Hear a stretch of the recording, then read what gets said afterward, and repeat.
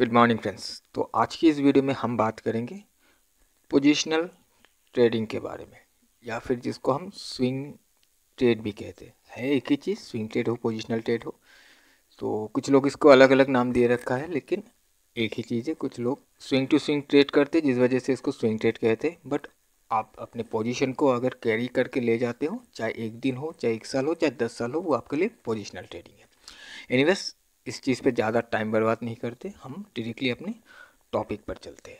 तो बहुत ही ध्यान से देखिएगा वीडियो को, और ये वीडियो उन लोगों के लिए बहुत ही ज़्यादा हेल्पफुल होगा जो इंटरडे में ट्रेड नहीं कर पाते हैं या फिर टाइम नहीं दे पाते हैं अपने प्राइमरी जॉब की वजह से। तो ध्यान से देखिएगा, आपको काफ़ी ज़्यादा हेल्प होगा। तो मैं क्या करता हूँ, सबसे पहले हम लोग कुछ रूल्स से या फिर कुछ पॉइंट से उसको समझ लेते हैं। हमें इस ट्रेडिंग स्टाइल में हमें यूज़ करना है, किस तरीके से हम पोजिशनल ट्रेडिंग को करेंगे।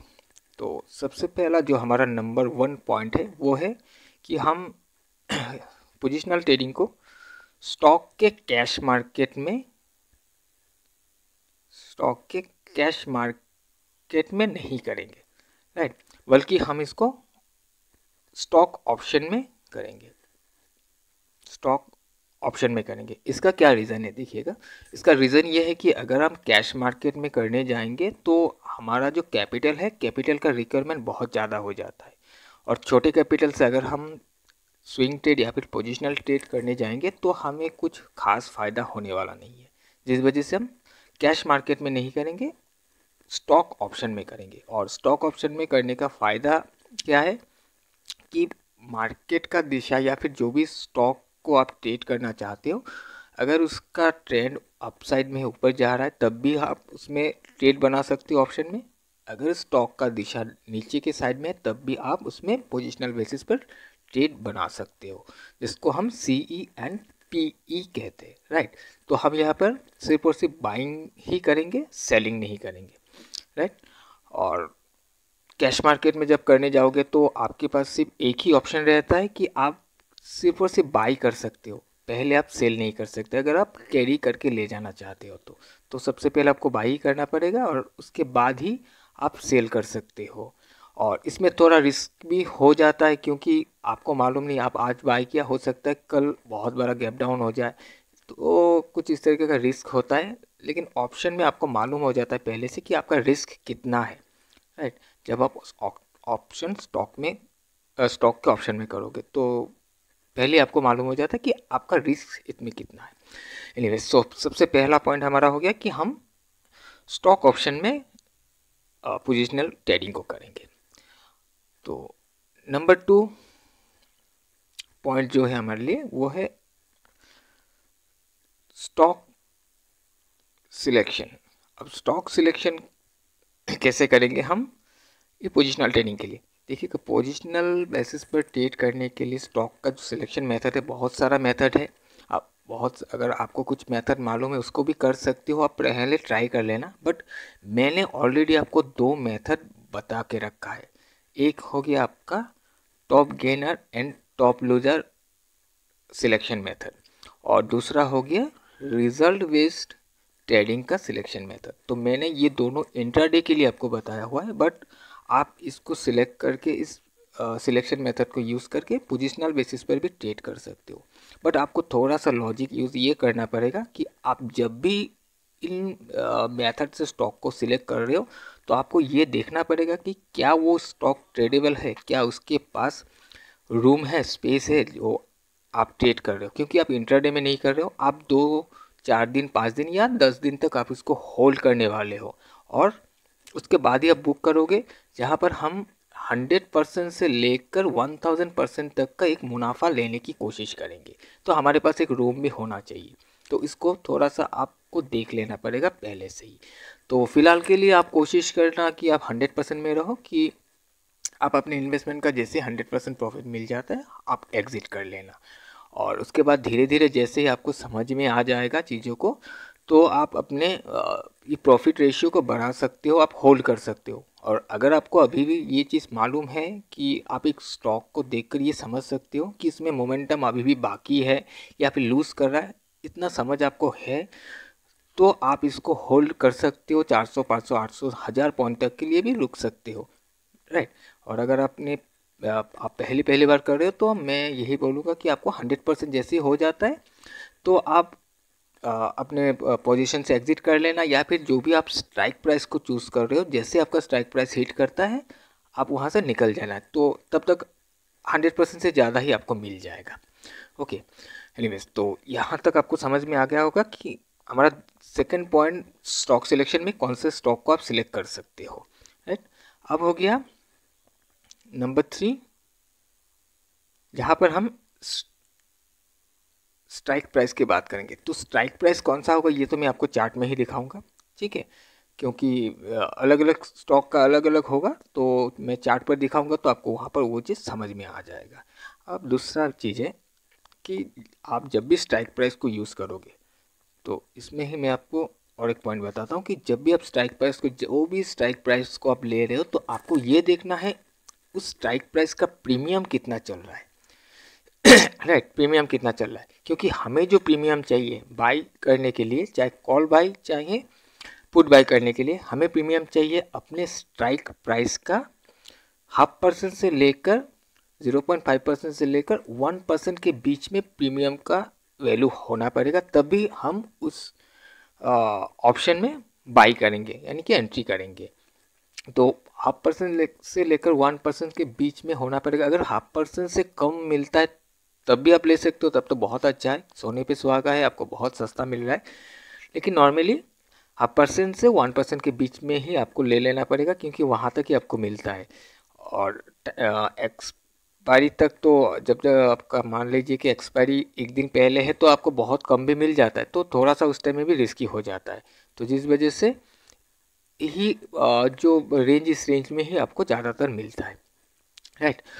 ये 0.5% से लेकर 1% का मैं तो एक एग्जांपल भी दे देता हूँ ताकि आपको चीज़ क्लियरली समझ में आए। फॉर एग्जांपल, आप जो भी स्ट्राइक प्राइस को चूज़ कर रहे हो वो 2000 है, कोई भी स्टॉक का है, 2000 का स्ट्राइक प्राइस चूज़ कर रहे हो, तो इसका 1% हो जाता है 20 रुपीज़ और इसका 0.5% हो जाता है 10 रुपीज़, राइट। तो आपका जो प्रीमियम का वैल्यू होना चाहिए वो 10 रुपीज़ से लेकर 20 रुपीज़ के बीच में होना चाहिए। अगर ऐसा मिलता है आपको तभी आप उस ऑप्शन में एंट्री करोगे, अदरवाइज आप उसमें एंट्री नहीं करोगे, आप उसको छोड़ दोगे, क्योंकि हमें चाहिए कम से कम अमाउंट में एंट्री करना, ताकि हम थोड़े से अच्छे प्राइस पर उसको सेल कर सकें, राइट। तो ये 3 पॉइंट था, आपको ये पॉइंट अपने दिमाग में बैठा लेना है, आप इसको नोट कर लीजिएगा। अब हम देखते हैं कैसे हम स्विंग ट्रेड या फिर पोजिशनल ट्रेड को कर सकते हैं। तो स्टॉक, इसके लिए हमारे पास जो स्टॉक है, मैं आपको पहले भी 2-3 स्टॉक मैंने आपको बताया था, मैं वही स्टॉक आप लोगों के साथ आज शेयर करने जा रहा हूँ, क्योंकि मेरे सिलेक्शन में था तभी मैंने आपको बताया था। जिसमें से पहला स्टॉक है एक्सिस बैंक, दूसरा स्टॉक है हीरो मोटोको और तीसरा है हिंदुस्तान यूनिलीवर। तो एक्सिस बैंक एंड हीरो मोटोको ये दोनों लूज़र लिस्ट में आया था। एनएससी का जो होम पेज है वहाँ पर गेनर एंड लूज़र का जो सेक्शन होता है, तो लूज़र सेक्शन में वो एक्सिस बैंक एंड हीरो मोटोको आया हुआ था। और एचयूएल का मैंने जिस दिन बताया था उस दिन इसका रिजल्ट था, ठीक है। तो हम अभी एक एक करके देखते हैं। सबसे पहले हम एक्सिस बैंक को देखते हैं, चलिए।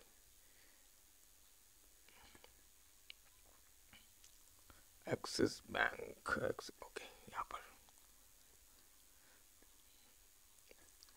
चलिए। तो एक्सिस बैंक को आप अगर देखोगे, ये मैंने पहले भी आपको एनालाइज करके बताया था कि इसका ट्रेंड अप हो रहा है, ये अपने ट्रेंड को चेंज करने की कोशिश कर रहा है। और यहाँ पर जो ये रेड कैंडल आपको देख रहा है, बड़ा सा रेड कैंडल, इस दिन ये टॉप लूज़र के लिस्ट में आया हुआ था। जब ये टॉप लूज़र का लिस्ट में आया तो आप देख सकते हो कि इम्पोर्टेंट जोन है, जो कि यहाँ पर दिख रहा है आपको, ये वाला कैंडल, जहाँ से प्राइस एक लो बनाने के बाद ये उठकर नया हाई बनाया था। तो मैंने इस कैंडल को ही मार्क किया है और जैसे इसको टकराया, टकराने के बाद इसके ऊपर जाके क्लोजिंग दे दिया है, इसके अंदर नहीं आ पाया, इसको ब्रेक भी नहीं कर पाया और इस दिन टॉप लूज़र भी बन गया था।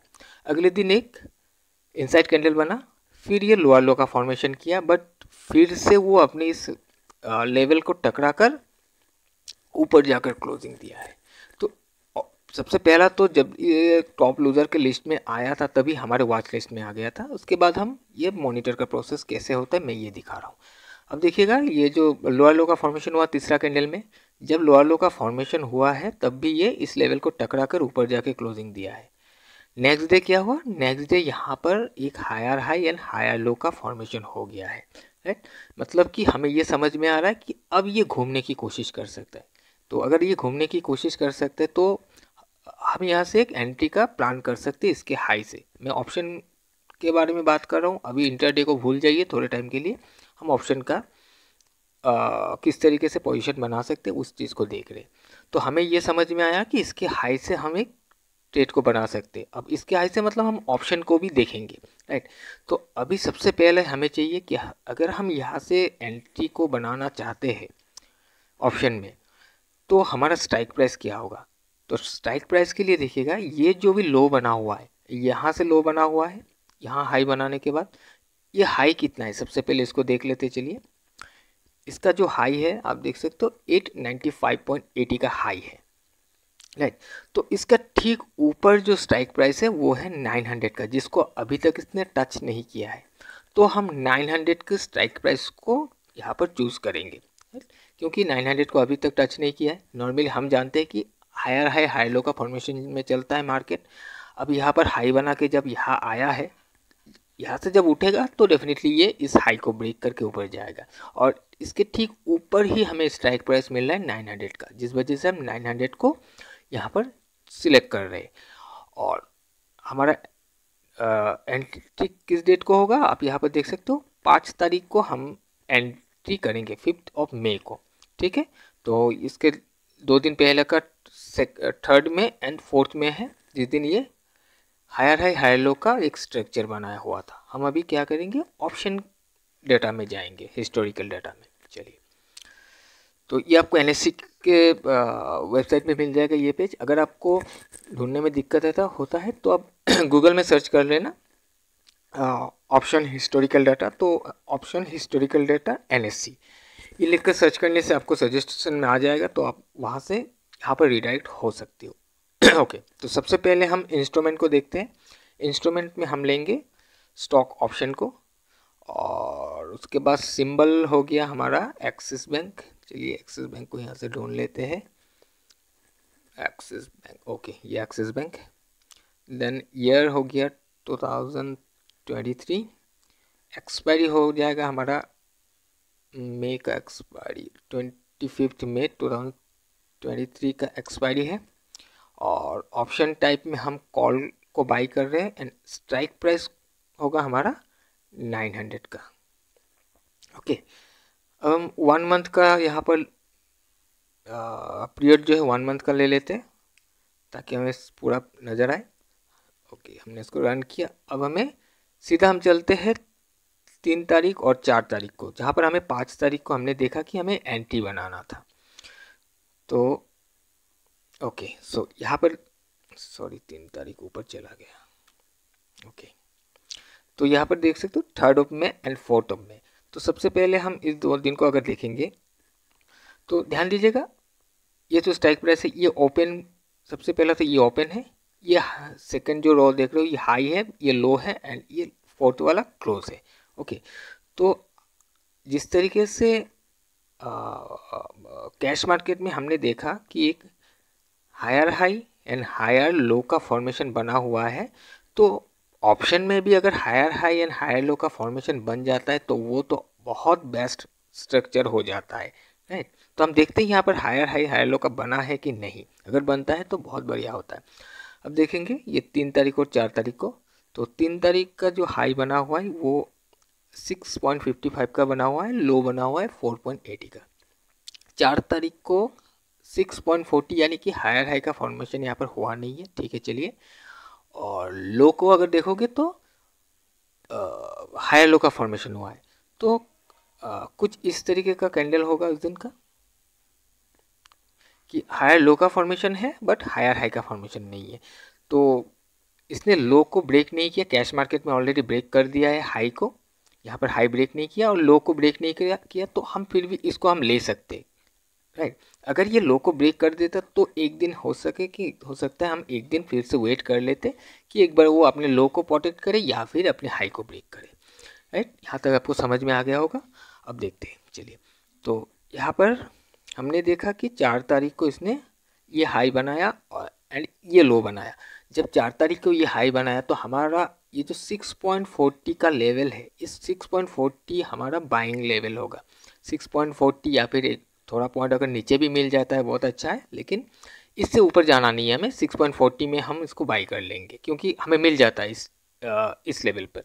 तो चलिए देखते हैं कि मिला है कि नहीं। अब फिफ्थ को अगर देखोगे तो 6.30 में ये ओपन हुआ, हाई बनाया 10.95, लो बनाया 5.65, यहाँ कहीं क्लोज हो गया, यानी कि 6.40 या फिर 6 रुपीज़ के आसपास आपको एंट्री मिल गया है। अगर 6 रुपया में आपको एंट्री मिल गया है तो आपको चाहिए 12 रुपया 100% रिटर्न के लिए। तो देखते हैं क्या 12 रुपया हमें मिला है 5 तारीख को अगर हम एंट्री लेते तो यहाँ पर हमारा एंट्री था,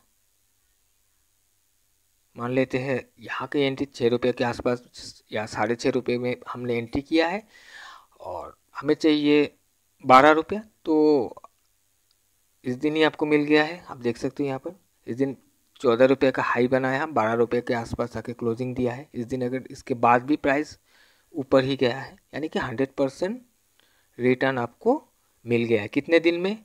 आपने 5 तारीख को लिया, 1 2 3 4 5 दिन में आपको 100% का रिटर्न एक्सिस बैंक से मिल गया है। क्या आप अगर कैश मार्केट में करते इस ट्रेड को, आपको इतना मिलता?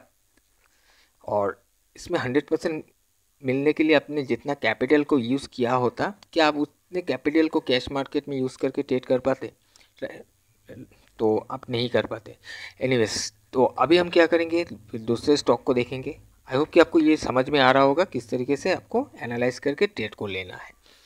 हमें क्या था नेक्स्ट, हीरो मोटोकॉर्प। ओके, यहाँ पर ये होगा क्योंकि ओके यहाँ पर है हीरो मोटोकॉर्प। चलिए, तो हीरो मोटोकॉर्प में ये दिन था, इस दिन टॉप लूज़र के सेक्शन में आया हुआ था। जब ये टॉप लूज़र बना, टॉप लूज़र बनने के बाद आप देखोगे तो यहाँ पर एक इनसाइड बना, फिर ये हायर हाई का फॉर्मेशन स्टार्ट कर दिया। तो इस दिन हमारे नज़र में ऑलरेडी ये जिस दिन टॉप लूज़र बना ये हमारे वॉच लिस्ट में आ गया, हम मॉनिटर कर रहे। तो इस दिन हमारा आप कह सकते कि एक्शन लिस्ट में आ गया है। ये 2 दिन जब हायर हाई हाई लो का स्ट्रक्चर बना हुआ है। तो ये 2 दिन कौन सा है? ये 3rd मई है, 4 मई एंड 5 मई को हमें ट्रेड करना था। चलिए हम इसको भी देखते हैं। और इसका जो स्ट्राइक प्राइस है, इसका स्ट्राइक प्राइस होगा, इसका ये कितने को हाई बनाया हुआ है 2567, यानी कि 2580 का हम स्ट्राइक प्राइस को चूज़ करेंगे यहाँ पर हीरो मोटोकॉर्प में। तो चलिए देखते हैं 2580 में हमें क्या मुनाफा हुआ है या नहीं। तो हीरो मोटोकॉर्प को हम ले लेते हैं सबसे पहले। हीरो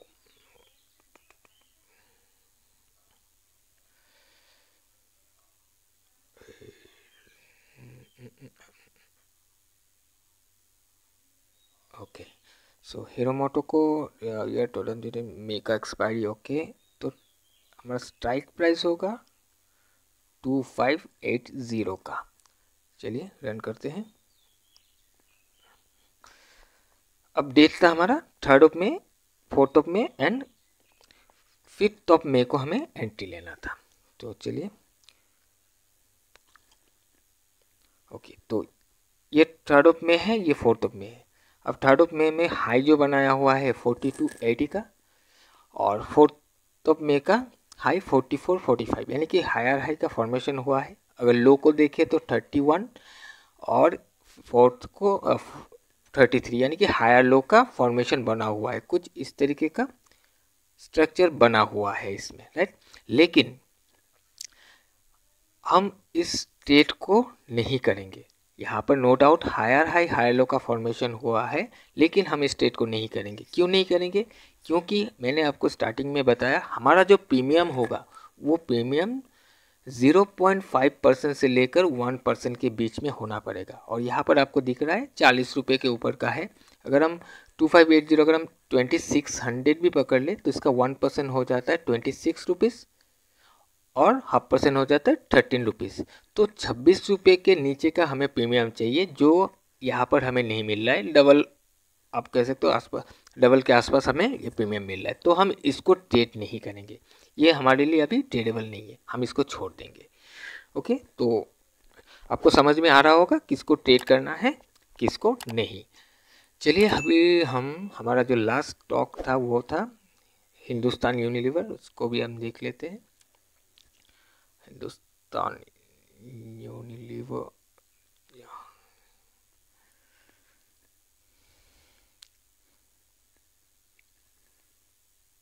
ओके, तो हिंदुस्तान यूनिलीवर में मैंने आपको बताया था इस दिन इसमें रिज़ल्ट डिक्लेयर हुआ था, और जब रिज़ल्ट के बाद हमने देखा तो ये एक इम्पॉर्टेंट लेवल को टकराने के बाद ऊपर जाके क्लोजिंग दे दिया।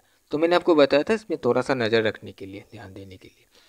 तो आप देखोगे तो उसके बाद जो नेक्स्ट डे था इसका ओपनिंग नीचे हुआ, गैप डाउन ओपन हुआ, और गैप डाउन ओपन होने के बाद ये नीचे टिक नहीं पाया, ऊपर जाने की कोशिश करने लगा, राइट।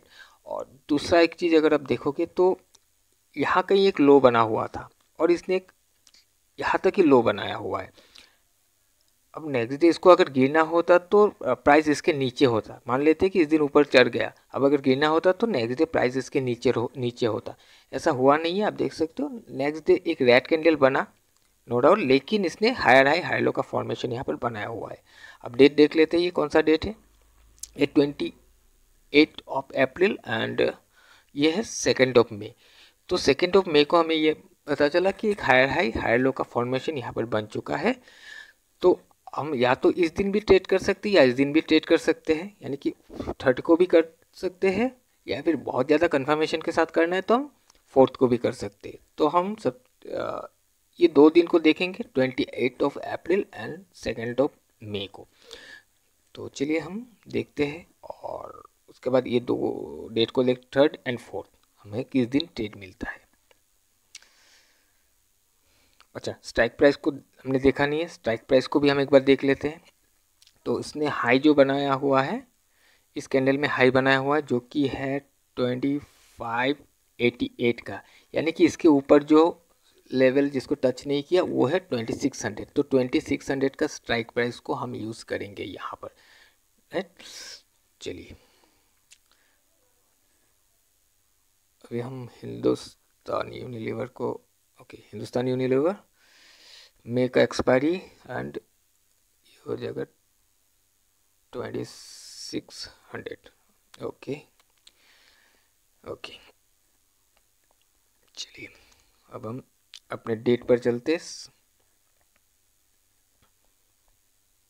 तो यहाँ पर आप देखोगे तो 28 को हाई जो बनाया हुआ था 11 रुपये का, और लो बनाया हुआ था 5.60। नेक्स्ट डे 2 तारीख का जो हाई है ये नीचे बना हुआ है और लो ऊपर बना हुआ है, यानी कि इनसाइड लो को तोड़ा नहीं है, ठीक है। हम इसको भी कर सकते हैं, अगर आप देख रहे हो कि एक रेड कैंडल है आप उसको देखकर नहीं करना चाहते तो आप फिर नेक्स्ट डे को भी देख लेना। आप 3 तारीख को देखो, 3 तारीख में जो हाई बना हुआ है वो हाई है 11 रुपये का, और लो है 6.35। तो हम अगर इसको देखें 2 और 3 को अगर कंपेयर करें तो आप देख सकते हो higher high and higher low का फॉर्मेशन है, यानी कि ये स्ट्रक्चरली भी ये अलाइन हो चुका है। हालांकि इस दिन भी हायर लो का फॉर्मेशन था, बट हमने कैश मार्केट में देखा कि रेड कैंडल बना हुआ है, हमें कन्फ्यूजन है, ठीक है हम नहीं ले रहे, मान लेते। तो 3 तारीख को हमें ये कंफर्म कर दिया कि हायर हाई हायर लो का फॉर्मेशन हो गया है। तो 3 तारीख का जो हाई है वो है 11 रुपये का। अब 11 रुपये का हाई है, 4 तारीख को हमें ट्रेड लेना है, तो हमारा जो बाइंग प्राइस होगा कौन सा, 11 में हम बाई कर सकते हैं। और 26 रुपये 2600 का अगर स्ट्राइक प्राइस है तो इसका 0.5% कितना होगा, 13 रुपीज़, यानी कि 26 का होगा 1%, और 13 रुपीज़ हो जाएगा आपका 0.5%। तो हमें 11 रुपये में मिल रहा है, यानी कि इससे भी कम में मिल रहा है, तो हम 11 रुपये में इसको बाई कर सकते थे। 4 तारीख को हमें आराम से एंट्री मिल जाता है यहाँ पर, और हमें कितने में सेल करना है, 22 रुपये लेना है यहाँ से 100% रिटर्न के लिए। चलिए देखते हैं हमें मिला है क्या। तो इस दिन आपको मिल गया, आपने 4 तारीख को एंट्री लिया, 1 2 3 4 5 दिन में ही आपको 100% रिटर्न हिंदुस्तान यूनिलीवर में भी मिल गया। उसके बाद भी अगर आप देखोगे तो 57 का यहाँ पर हाई बनाया हुआ है, राइट। तो आई होप कि आपको ये समझ में आया होगा सारा पॉइंट्स, किस तरीके से आप पोजिशनल बेसिस पर ट्रेड कर सकते हो स्टॉक ऑप्शन में, राइट। तो आप थोड़ा सा इसको अलग अलग स्टॉक में देखिएगा और इस शीट में आके कंपेयर कीजिएगा कि कैसे ये काम करता है, राइट। तभी आपको समझ में आएगा। मैंने आपको उससे पहले भी कुछ स्टॉक्स वो किया था, मैंने टाटा कंजम्पशन में भी किया था। आप यकीन नहीं मानोगे, टाटा कंजम्पशन में हमने 800% से ज़्यादा का रिटर्न जनरेट किया, जो कि अप्रैल का एक्सपायरी था। मैं आपको दिखा देता हूँ, चलिए।